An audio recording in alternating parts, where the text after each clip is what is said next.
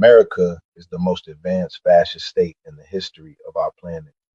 The people have undergone a contrapositive authoritarian conditioning process over the course of centuries. In the case of new Africans in the U.S., that process occurred under conditions of genocidal slavery, social containment, intentional underdevelopment, and abject poverty. The simple fact that, in spite of an enduring national policy of brutality and inequality against new Africans in America, the vast majority of new Africans in the U.S. identify with the national identity of the historic oppressor is all the proof one needs to validate the fact that our core psychology has been warped and that we remain under the collective influence of the U.S. fascist mass psychology.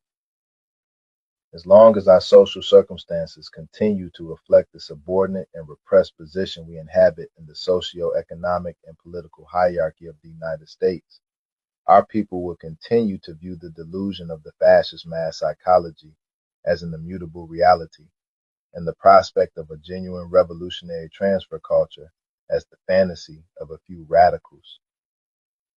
As I've said on countless occasions before, our only hope of effectively changing negative social conditions is by pursuing the development of its opposite. This means the lion's share of our time should be spent on implementing solutions to the practical problems of social life and survival faced by the oppressed man-woman on a daily basis. The very process of coming together, analyzing, confronting, and overcoming the contradictions responsible for our desperate conditions are themselves among the most liberating and empowering of actions.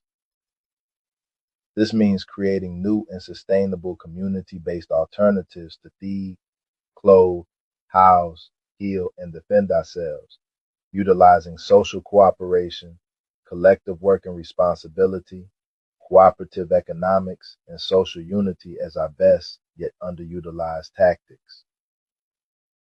We are living in historic times. However, as insistently as we are confronting racist policies and symbols and demanding changes in the state's institutions, we must confront our own internal contradictions and demand of ourselves a change in how we engage in productive life. Solutions to the vast majority of our problems will not be found in the state or any governmental institution. They must come from ourselves alone. In some communities, we could come together and repair the streets and roads, and when the minds and support of the people will use them. We could create alternatives to gang violence and tribal warfare, and when the minds and support of the people. We could create new collectively owned businesses and job opportunities, and when the minds and support of the people. We could build affordable and sustainable housing solutions, and when the minds and support of the people. This should be the entirety of our focus. We know what is wrong and we know who is responsible. We don't need to keep railing about racism, poverty, police brutality, and mass incarceration. We have to start doing something about it, responding to it in a rational manner. In this set of circumstances and historical factors, revolutionary autonomous infrastructure is the only rational course. We are and have always been our own liberators. Guerrilla love.